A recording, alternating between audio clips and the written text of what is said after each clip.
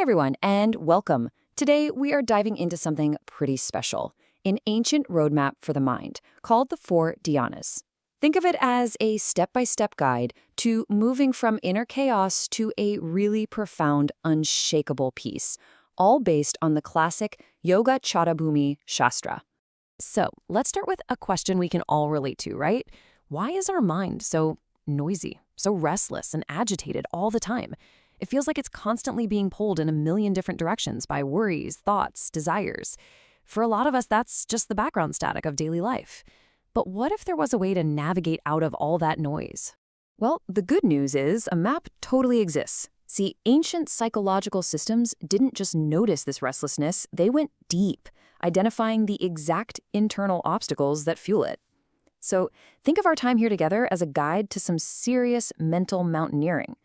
We're going to start by looking at the boulders that are blocking our path, and then we'll learn the step-by-step technique to climb right past them, all the way to a summit of incredible clarity. And here's our game plan for the climb. First up, we're going to scout out the terrain and identify the 5 big obstacles that keep us stuck at the bottom. Then, we start our ascent with the 4 steps to serenity. We'll break down each and every stage, from that first feeling of joy when you leave the noise behind, to the quiet peak of pure equanimity. And finally, we'll take a look at the view from the top and really understand what this whole journey is for. Okay, let's get right into it. Before we can even think about climbing, we've got to know what's holding us down at base camp. These are the big sources of all our mental turmoil.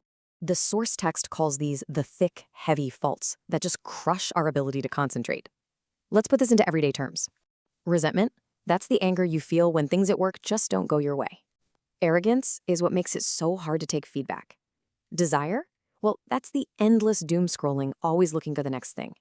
The identity view is basically our ego getting totally bent out of shape by likes and criticism online. And the inability to endure? That's why we quit a new workout routine the second it gets a little tough. So, the big question is, how do we actually work with these obstacles? Well, the answer isn't just to try harder. It's a structured path, a systematic training program for the mind. We call it the 4 Dhyanas. This is our path up the mountain. Now, let's be super clear about something. These dhyanas are not some fuzzy, mystical state that you just hope you accidentally fall into. No way. They're practical, progressive levels of mental training.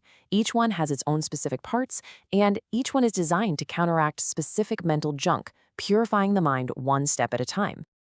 All right, let's start the ascent. Our first big stop, our first plateau, is the first dhyana. This whole stage is defined by a very specific kind of joy. It's that feeling of relief and happiness you get from finally separating your mind from all those heavy obstacles we just talked about. Okay, check this out, because this is where we see the mechanics of how it all works.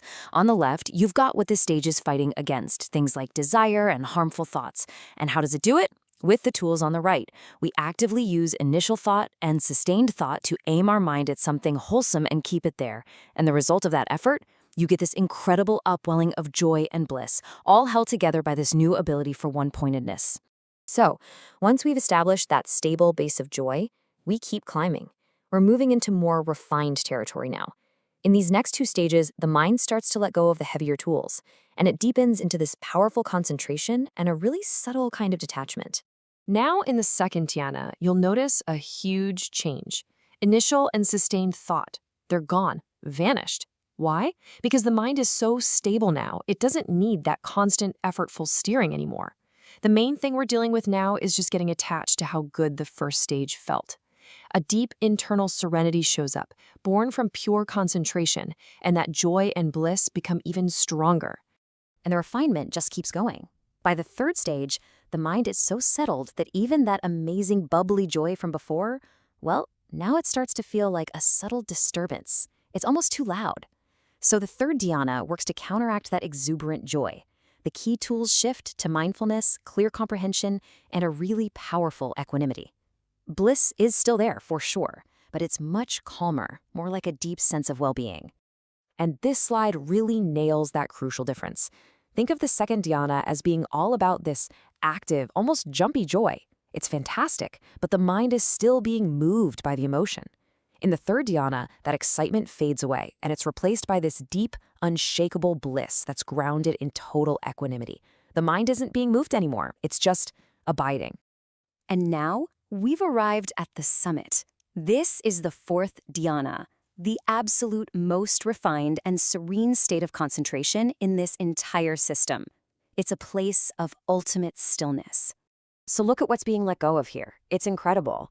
Even the subtle feeling of bliss and the physical sensation of your own breath, they're transcended. They're just not the focus anymore. So what's left? The core components are the purity of equanimity and the purity of mindfulness. And the feeling that results from that is simply neither pain nor pleasure, a state of perfect neutrality and stillness, perfectly balanced. This quote just says it all, doesn't it? It captures the essence of what it's like at the summit. It isn't about gaining some new shiny thing. It's about achieving a state of ultimate purity. The mental tools we've been sharpening on the way up are now completely purified, leaving a mind that is just supremely clear, stable, and completely untroubled. So after all that climbing, all that work, all that refinement, you gotta ask, what's the point, right? Why would anyone undertake such a rigorous training of the mind? What is the ultimate goal here? Well, the text gives us 4 really clear reasons. The first one is immediate, for a pleasant abiding. In other words, just to find real peace and well-being right here, right now. The second is to gain superior knowledge, because this incredibly stable mind becomes a launchpad for deep insights. Third, to develop discriminative wisdom, the ability to see reality as it is, with unbelievable clarity. And finally, the ultimate goal, final liberation, the complete, permanent end of all our mental troubles. So the takeaway here is that this isn't just some fancy relaxation technique. It's a complete transformative path. It takes the mind from its usual state, tangled up in those 5 heavy faults we started with, and it reshapes it into an incredibly powerful and refined tool. A tool that's capable of realizing profound peace and unshakable wisdom. And that really leaves us with one final question to chew on. In our day-to-day lives, is our mind our master, just dragging us around with every little worry and whim? Or, as this ancient path suggests, can it be trained to become our most powerful, dedicated servant in the pursuit of our own well-being? It's a pretty profound thought to take with you. Thanks for joining me on this exploration.